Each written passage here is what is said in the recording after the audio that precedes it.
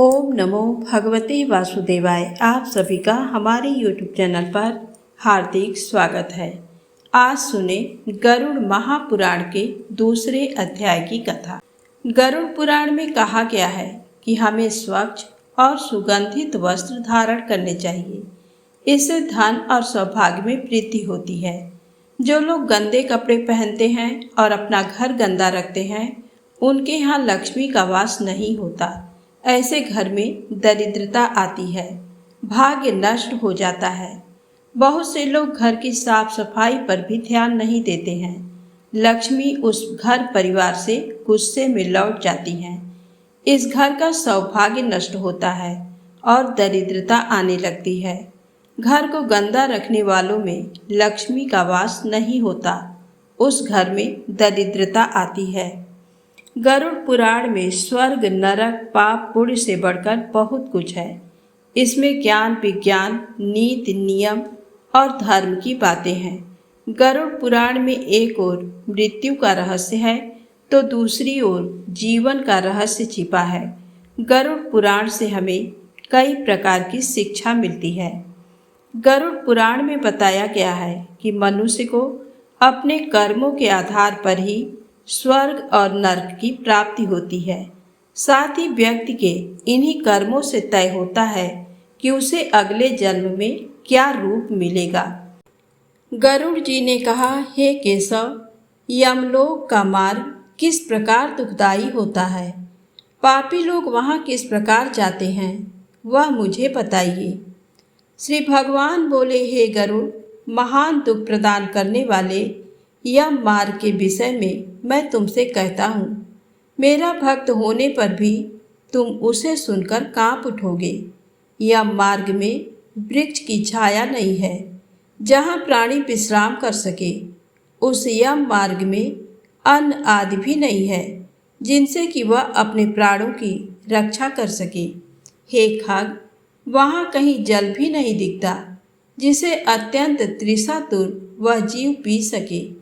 वहाँ प्रलय काल की भांति 12 सूर्य तपते रहते हैं। उस मार्ग में जाता हुआ पापी कभी बर्फीली हवा से पीड़ित होता है तथा कभी कांटे चुभते हैं और कभी महाविषधर सर्पों के द्वारा डसा जाता है। वह पापी कहीं सिंहों, व्याघ्रों और भयंकर कुत्तों द्वारा खाया जाता है, कहीं बिच्छुओं द्वारा डसा जाता है और कहीं उसे आग से जलाया जाता है। तब कहीं अति भयंकर महान असिपत्र वन नामक नरक में वह पहुँचता है, जो 2000 योजन विस्तार वाला कहा गया है। वह वन कौओं, उल्लुओं, गीधों, सर्पों तथा डांसों से व्याप्त है। उसमें चारों ओर दावाग्नि व्याप्त है। असिपत्र के पत्तों से वह जीव उस वन में छिन्न भिन्न हो जाता है। कहीं अंधे कुएं में गिरता है, कहीं विकट पर्वत से गिरता है, कहीं छूरे की धार पर चलता है तो कहीं कीलों के ऊपर चलता है, कहीं तपी हुई बालुका से व्याप्त और कहीं धधकते हुए ताम्रमय मार्ग, कहीं अंगार की राशि और कहीं अत्यधिक धुएं से भरे हुए मार्ग पर उसे चलना पड़ता है। वहाँ मार्ग में कहीं घना अंधकार है तो कहीं दुख से चढ़ी जाने योग्य शिलाएं हैं, कहीं मवाद, रक्त तथा विष्ठा से भरे हुए तालाब हैं। यह मार्ग के बीचों बीच अत्यंत उग्र और घोर बैतरणी नदी बहती है। वह देखने पर दुखदायिनी हो तो क्या आश्चर्य, उसकी वार्ता ही भय पैदा करने वाली है। वह 100 योजन चौड़ी है। उसमें पीप, मवाद और शोणित रक्त बहते रहते हैं। हड्डियों के समूह से तट बने हैं, अर्थात उसके तट पर हड्डियों का ढेर लगा रहता है। मांस और रक्त के कीचड़ वाली वह नदी दुख से पार की जाने वाली है।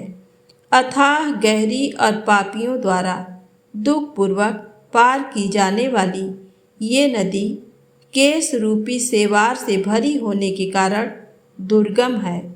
वह विशालकाय घड़ियालों से व्याप्त है और सैकड़ों प्रकार के घोर पक्षियों से आवृत है। हे गरुड़, आए हुए पापी को देखकर वह नदी ज्वाला और धूम से भरकर कड़ाह में रखे घृत की भांति खौलने लगती है। वह नदी सुई के समान मुख वाले भयानक कीड़ों से चारों ओर व्याप्त है। वज्र के समान चोंच वाले बड़े बड़े गीध एवं कौओं से घिरी हुई है। बहुत से बिच्छू तथा काले सर्पों से व्याप्त उस नदी के बीच में गिरे हुए पापियों की रक्षा करने वाला कोई नहीं है। उसके सैकड़ों हजारों भंवरों में पड़कर पापी पाताल में चले जाते हैं। क्षण भर पाताल में रहते हैं और एक क्षण में ही ऊपर चले आते हैं। हे खग, वह नदी पापियों के गिरने के लिए ही बनाई गई है। उसका पार नहीं दिखता। वह अत्यंत दुखपूर्वक तरने योग्य तथा बहुत दुख देने वाली है। इस प्रकार बहुत प्रकार के क्लेशों से व्याप्त अत्यंत दुखप्रद यह मार्ग में रोते चिल्लाते हुए दुखी पापी जाते हैं। कुछ पापी पास से बंधे होते हैं और कुछ अंकुश में फंसा कर खींचे जाते हैं और कुछ शस्त्र के अग्रभाग से पीठ में छेदते हुए ले जाए जाते हैं। कुछ नाक के अग्रभाग में लगे हुए पास से और कुछ कान में लगे हुए पास से खींचे जाते हैं। वे पापी गर्दन, हाथ तथा पैर में जंजीर से बंधे हुए तथा अपनी पीठ पर लोहे के भार को ढोते हुए मार्ग पर चलते हैं। अत्यंत घोर यमदूतों के द्वारा मुद्गरों से पीटे जाते हुए वे मुख से रक्त वमन करते हुए तथा वमन किए हुए रक्त को पुनः पीते हुए जाते हैं। उस समय अपने दुष्कर्मों को सोचते हुए प्राणी अत्यंत ग्लानि का अनुभव करते हैं और अतीव दुखित होकर यमलोक को जाते हैं। इस प्रकार यम मार्ग में जाता हुआ वह मंद बुद्धि प्राणी हा पुत्र, हा पौत्र, इस प्रकार पुत्र और पौत्रों को पुकारते हुए हाय हाय इस प्रकार विलाप करते हुए पश्चाताप की ज्वाला से जलता रहता है। वह विचार करता है कि महान पुण्य के संबंध से मनुष्य जन्म प्राप्त होता है और उसे प्राप्त कर भी मैंने धर्माचरण नहीं किया। ये मैंने क्या किया? मैंने दान नहीं दिया, अग्नि में हवन किया नहीं, तपस्या की नहीं, देवताओं की भी पूजा की नहीं, विधि विधान से तीर्थ सेवा की नहीं। अतः हे जीव, जो तुमने किया है उसी का फल भोगो।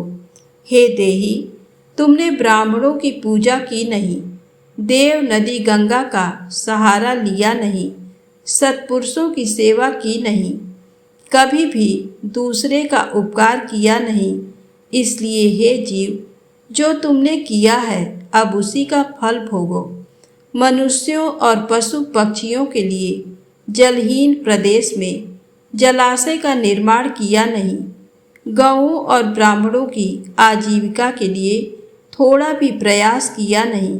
इसलिए हे देही, तुमने जो किया है उसी से अपना निर्वाह करो। तुमने नित्य दान किया नहीं, गौओं के दैनिक भरण पोषण की व्यवस्था की नहीं, वेदों और शास्त्रों के वचनों को प्रमाण माना नहीं, पुराणों को सुना नहीं, विद्वानों की पूजा की नहीं। इसलिए हे देही, जो तुमने किया है उन्हीं दुष्कर्मों के फल को अब भोगो। नारी जीव भी पश्चाताप करते हुए कहती है, मैंने पति की हितकर आज्ञा का पालन किया नहीं, पातिव्रत्य धर्म का कभी पालन किया नहीं और गुरुजनों को सम्मान कभी दिया नहीं। इसलिए हे देहीन, जो तुमने किया उसी का अब फल भोगो। धर्म की बुद्धि से एकमात्र पति की सेवा की नहीं, वैधव्य प्राप्त करके त्यागमय जीवन व्यतीत किया नहीं। इसलिए हे देहीन, जैसा किया उसका फल अब भोगो। मास पर्यंत किए जाने वाले उपवासों से तथा चांद्रायण व्रतों आदि पालन से शरीर को सुखाया नहीं। पूर्व जन्म में किए हुए दुष्कर्मों से बहुत प्रकार के दुखों को प्राप्त करने के लिए नारी शरीर प्राप्त किया था। इस तरह बहुत प्रकार से विलाप करके पूर्व देह का स्मरण करते हुए मेरा मानव जन्म शरीर कहाँ चला गया, इस प्रकार चिल्लाता हुआ वह यम मार्ग में चलता है। हे तार्ज, इस प्रकार 17 दिन तक अकेले वायु वेग से चलते हुए 18वें दिन वह प्रेत सौम्यपुर में जाता है। उस रमणीय श्रेष्ठ सौम्यपुर में प्रेतों का महान गण रहता है। वहाँ पुष्पभद्रा नदी और अत्यंत प्रिय दिखने वाला वट वृक्ष है। उस पुर में यमदूतों के द्वारा उसे विश्राम कराया जाता है। वहाँ दुखी होकर वह स्त्री पुत्रों के द्वारा प्राप्त सुखों का स्मरण करता है। वह अपने धन, भृत्य और पौत्र आदि के विषय में जब सोचने लगता है तो वहाँ रहने वाले यम के किंकर उससे इस प्रकार कहते हैं, धन कहाँ है, पुत्र कहाँ है, पत्नी कहाँ है, मित्र कहाँ है, बंधु बांधव कहाँ है। हे मूढ़ जीव, अपने कर्मोपार्जित फल को ही भोगता है, इसलिए सुदीर्घ काल तक इस यम मार्ग पर चलो। हे परलोक के राही, तू ये जानता है कि राहगीरों का बल और संबल पाथेय ही होता है, जिसके लिए तूने प्रयास तो किया नहीं। तू ये भी नहीं जानता था कि तुम्हें निश्चित ही उस मार्ग पर चलना है और उस रास्ते पर कोई भी लेन देन हो नहीं सकता। ये मार्ग के बालकों को भी विदित रहता है। हे मनुष्य, क्या तुमने इसे सुना नहीं था? क्या तुमने ब्राह्मणों के मुख से पुराणों के वचन सुने नहीं थे? इस प्रकार कहकर मुद्गरों से पीटा जाता हुआ वह जीव गिरते पड़ते दौड़ते हुए बलपूर्वक पासों से खींचा जाता है। वहाँ स्नेह अथवा कृपा के कारण पुत्र पौत्रों द्वारा दिए हुए मासिक पिंड को खाता है। उसके बाद वह जीव सौर्यपुर को प्रस्थान करता है। उस सौर्यपुर में काल के रूप को धारण करने वाला जंगम नामक राजा रहता है। उसे देखकर वह जीव भयभीत होकर विश्राम करना चाहता है। उस पुर में गया हुआ वह जीव अपने स्वजनों के द्वारा दिए हुए त्रैपाक्षित अन्न जल को खाकर उस पुर को पार करता है। उसके बाद शीघ्रतापूर्वक वह प्रेत नागेंद्र भवन की ओर जाता है और वहाँ भयंकर वनों को देखकर दुखी होकर रोता है। दया रहित दूतों के द्वारा खींचे जाने पर वह बार बार रोता है और 2 मासों के अंत में वह दुखी होकर वहाँ जाता है। बांधवों द्वारा दिए गए पिंड, जल, वस्त्र का उपभोग करके यम किंकरों के द्वारा 5 से बार बार खींचकर पुनः आगे ले जाया जाता है। 3रे मास में वह गंधर्व नगर को प्राप्त होता है और वहाँ त्रैमासिक पिंड खाकर आगे चलता है। 4थे मास में वह शैलागमपुर में पहुँचता है और वहाँ प्रेत के ऊपर बहुत अधिक पत्थरों की वर्षा होती है। वहाँ 4थे मासिक पिंड को खाकर वह कुछ सुखी होता है। उसके बाद 5वें महीने में वह प्रेत क्रौंचपुर पहुँचता है। क्रौंचपुर में स्थित वह प्रेत वहाँ बांधवों द्वारा हाथ से दिए गए 5वें मासिक पिंड को खाकर आगे क्रूरपुर की ओर चलता है। 5.5 मास के बाद बांधवों द्वारा प्रदत्त उन 6 मासिक पिंड और घट दान से तृप्त होकर वह वहाँ आधे मुहूर्त तक विश्राम करके यमदूतों के द्वारा डराए जाने पर दुख से कांपता हुआ उस पुर को छोड़कर चित्र भवन नामक पुर को जाता है, जहाँ यम का छोटा भाई विचित्र नाम वाला राजा राज्य करता है। उस विशाल शरीर वाले राजा को देखकर जीव डर से भागता है। तब सामने आकर कैवर्त धीवर उससे ये कहते हैं, हम इस महाबैतरणी नदी को पार करने वालों के लिए नाव लेकर आए हैं। यदि तुम्हारा इस प्रकार का पुण्य हो तो इसमें बैठ सकते हो। तत्वदर्शी मुनियों ने दान को ही वितरण यानी देना या बांटना कहा है। ये बैतरणी नदी वितरण के द्वारा ही पार की जा सकती है, इसलिए इसको बैतरणी कहा जाता है। यदि तुमने बैतरणी गौ का दान किया हो तो नौका तुम्हारे पास आएगी, अन्यथा नहीं। उनके ऐसे वचन सुनकर प्रेत, हा देव, ऐसा कहता है। उस प्रेत को देखकर वह नदी खौलने लगती है और उसे देखकर प्रेत अत्यंत क्रंदन विलाप करने लगता है।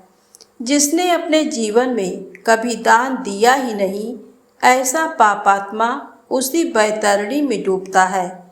तब आकाश मार्ग से चलने वाले दूत उसके मुख में कांटा लगाकर बंसी से मछली की भांति उसे खींचते हुए पार ले जाते हैं। वहाँ षण्मासिक पिंड को खाकर वह अत्यधिक भूख से पीड़ित होकर विलाप करता हुआ आगे के रास्ते पर चलता है। 7वें मास में वह बहापतपुर को जाता है और वहाँ अपने पुत्रों द्वारा दिए हुए 7वें मासिक पिंड को खाता है। हे पक्षीराज गरुड़, उस पुर को पार कर वह दुखद नामक पुर को जाता है। आकाश मार्ग से जाता हुआ वह महान दुख प्राप्त करता है। वहाँ 8वें मास में दिए हुए पिंड को खाकर आगे बढ़ता है और 9वां मास पूर्ण होने पर नाना क्रंदपुर को प्राप्त होता है। वहाँ क्रंदन करते हुए अनेक भयावह क्रंदगणों को देखकर स्वयं शून्य हृदय वाला वह जीव दुखी होकर आक्रंदन करने लगता है। उस पुर को छोड़कर वह यमदूतों के द्वारा भयभीत किया जाता हुआ 10वें महीने में अत्यंत कठिनाई से सुतप्त भवन नामक नगर में पहुंचता है। वहां पुत्र आदि से पिंडदान और जलांजलि प्राप्त करके भी सुखी नहीं होता। 11वां मास पूरा होने पर वह रौद्रपुर को जाता है। वहां पुत्र आदि के द्वारा दिए हुए एकादश मासिक पिंड को वहां खाता है। 11.5 मास बीतने पर वह जीव पयोवर्षण नामक नगर में पहुंचता है। वहां प्रेतों को दुख देने वाले मेघ घनघोर वर्षा करते हैं। वहां पर दुखी वह प्रेत उनाप्तिक श्राद्ध के पिंड को खाता है। इसके बाद वर्ष पूरा होने पर वह जीव सीताढ़ नामक नगर को प्राप्त होता है। वहाँ हिम से भी 100 गुनी अधिक महान ठंड पड़ती है। शीत से दुखी तथा क्षुधित वह जीव इस आशा से 10 दिशाओं में देखता है कि शायद कहीं कोई हमारा बांधव हो जो मेरे दुख को दूर कर सके। तब यम के दूत कहते हैं, तुम्हारा ऐसा पुण्य कहाँ है? फिर वार्षिक पिंड को खाकर वह धैर्य धारण करता है। उसके बाद वर्ष के अंत में यमपुर के निकट पहुँचने पर वह प्रेत बहुभीतिपुर में जाकर हाथ भर माप के अपने शरीर को छोड़ देता है। हे पक्षी, पुनः कर्म भोग के लिए अंगुष्ठ मात्र के वायु स्वरूप यातना देह को प्राप्त करके वह यमदूतों के साथ जाता है। हे कश्यपात्मज, जिन्होंने अर्धदैहिक मरणकालिक दान नहीं दिए हैं, वे यमदूतों के द्वारा दृढ़ बंधनों से बंधे हुए अत्यंत कष्ट से यमपुर को जाते हैं। हे आकाशगामी, धर्मराजपुर में 4 द्वार हैं, जिनमें से दक्षिण द्वार के मार्ग का तुमसे वर्णन कर दिया। इस महान भयंकर मार्ग में भूख, प्यास और श्रम से दुखी जीव जिस प्रकार जाते हैं वह सब मैंने बतला दिया।